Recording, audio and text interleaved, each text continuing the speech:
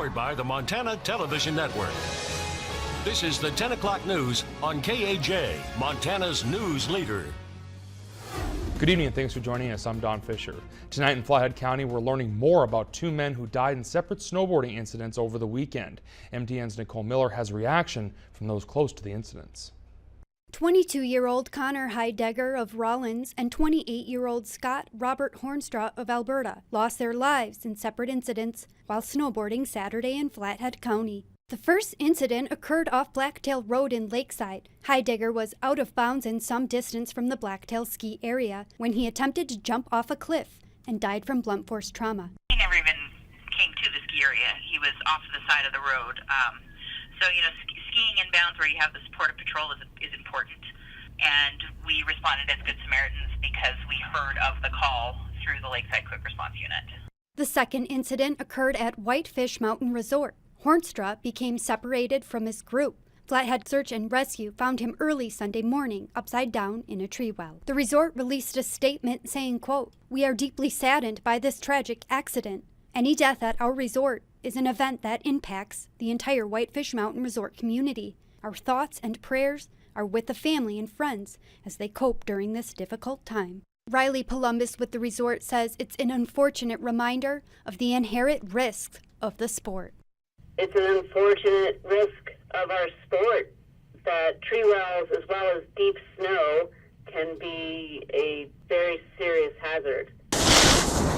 Columbus says when the powder is fresh, guests should take some extra precautions. The best way to avoid this kind of a tragedy is to avoid deep snow and trees completely, stay on groomed runs. However, if you are going to go and enjoy the trees and enjoy the powder, you should be skiing with someone else, and you should always keep your partner in sight. In Flathead County, Nicole Miller, MTN News. And the last time Whitefish Mountain Resort saw a death was in 2014. And switching over to weather, we can expect quiet conditions throughout the region as we welcome in the new year. And for more on what Mother Nature will bring in the near future, let's toss it over to Chief Meteorologist Aaron Yost, who has a look at our first forecast. Aaron. A whole lot of nothing, Don, but that nothing is going to come with some stuff. We are going to see some valley inversions strengthening across northwest Montana. Much like today, those low clouds that kind of stay put, that's going to be in the forecast here for the next 24 hours. But notice off towards Portland, for example, you're starting to see some movement there with the clouds. Those are actually mid to upper level clouds streaming in ahead of our next system, and that could pop a couple of light snow showers, I think, throughout the day on Wednesday. But up until then, we are going to stay pretty quiet. The second half of this week, we'll see those temperatures a little closer to normal for this time of year. Got a full forecast update coming up shortly. All right, thanks, Aaron. A snowmobiler is lucky to be alive after a weekend accident on Mount Jefferson near Island Park, Idaho. MTN's Kenneth Webb has an exclusive report. A group of snowmobilers witnessed their friend Clark Johnson trying to high mark a steep side of a mountain when an avalanche occurred, burying Johnson along with his snowmobile. Luckily, his friends were there when it happened. His partners were able to respond quickly and dig him out, and he was okay. Some reasons he was able to be recovered quickly and survive is because they had the proper rescue gear. He had an avalanche airbag pack, which helped him stay closer to the surface. We don't know if they had beacons, but his partners did have shovels and were only exposing one person at a time to that slope. So he was the only person caught, and they were there and able to get to him quickly and dig him up. The conditions over the weekend were favorable for avalanches as avalanche warnings were posted all throughout southwest Montana Saturday. So anyone who's traveling in the backcountry should start with checking out the avalanche advisory and current weather and snow conditions and make a plan for the day based on that, whether it be avoiding avalanche terrain altogether or picking out specific slopes they're going to avoid.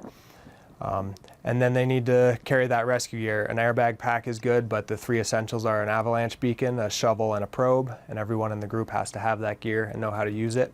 Only exposing one person at a time to that avalanche terrain is one big thing that made this incident a lucky, fortunate outcome. The Gallatin County Search and Rescue also wants you to be safe if an incident like this occurs while you're in the backcountry. Main thing, like I say, don't take things for granted.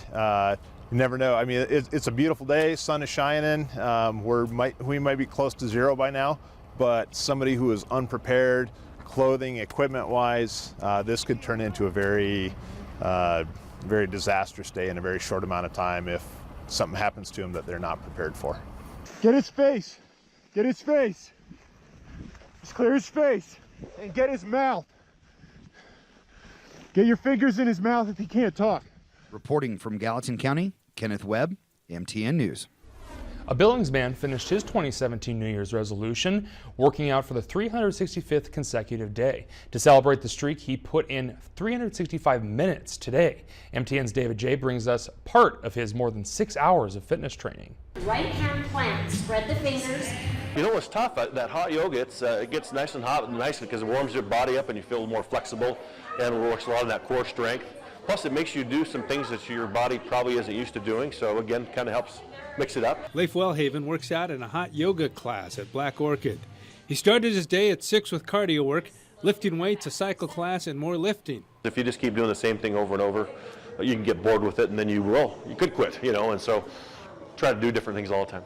Wellhaven played football, basketball, and was a track athlete at West High School and wanted to get back into shape. December 31st is when I started last year and decided I wanted to lose 100 pounds and I wanted to work out every day for 365 days. Those were my first 2 goals. I would really like to thank all of you for coming in this morning, getting on the roads and supporting Leif. More than 50 helped celebrate Wellhaven's 365th workout day.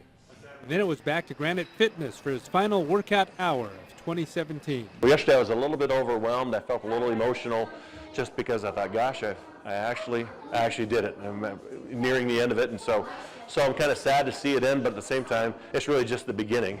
Now I just got to keep that healthy lifestyle up as I move on and hopefully live a longer, fuller, healthier life.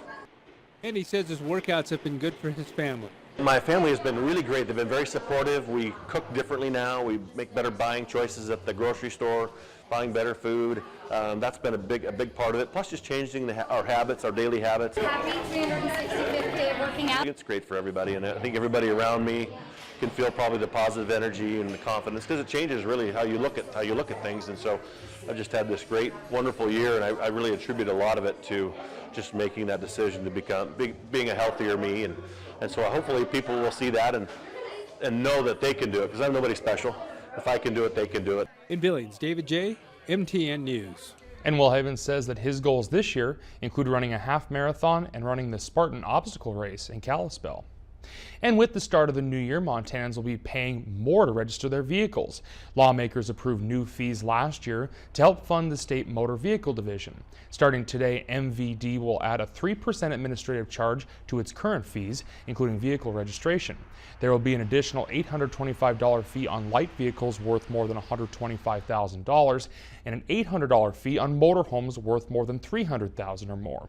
Also starting today, Montana businesses that hire workers and offer them training through the state apprenticeship program will have access to a new tax credit, and that credit will be larger when businesses hire veterans. The new law was among Governor Steve Bullock's top legislative priorities last year.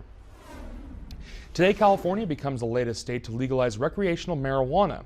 It's expected to bring an economic windfall and possibly pave the way for other states to follow. Danielle Nottingham has the details from Los Angeles. A ribbon-cutting ceremony kicked off the historic day at a dispensary in Oakland, where hundreds of people lined up to buy recreational pot starting at 6 a.m. Harborside is one of the first shops in California to get the new city and state permits. Henry Wykowski was the first customer. It's been a long time coming.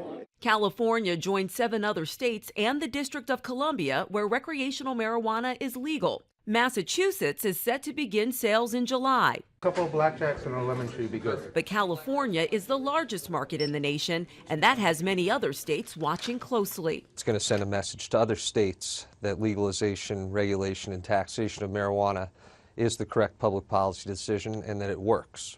Buyers have to be at least 21 years old and can only purchase up to an ounce of recreational marijuana. Childproof exit bag. Other restrictions include limiting the level of THC in each package of edibles.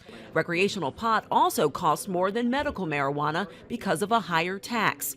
Users say they want to end the stigma surrounding pot use. I'm an employed, functioning adult, and I also smoke weed, and I don't think there's anything wrong with that. With the addition of recreational sales, the pot industry in California is expected to generate at least $1 billion in tax revenue annually. Danielle Nottingham, CBS News, Los Angeles. Legislation advocates believe Rhode Island, Vermont, Connecticut, New Jersey, and Delaware could be the next states to pass recreational marijuana laws. Up next, Aaron is back with your forecast for the first week of the new year, and President Trump returns to D.C. and comments on a nuclear North Korea and civil unrest in Iran. Stay with us.